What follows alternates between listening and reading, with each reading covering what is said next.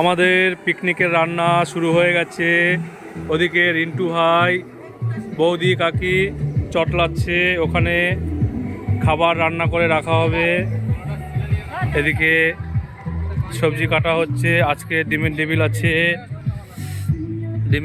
আজকে আছে। চিকেন পকোড়া আছে, চিকেনও চলে এসছে। আজকে রিন্টু ভাই রান্না করবে, আর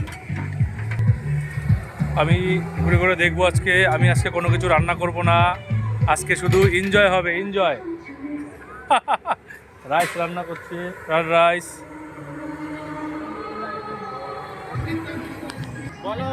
আমাদের সঙ্গে আছে আজকে আমার সাহেবদা, মাইজদিয়া বাড়ি। আমরা মাইজদিয়াতেই পিকনিক করছি। আজকে আছি শিমলিবাস রিসোর্টে,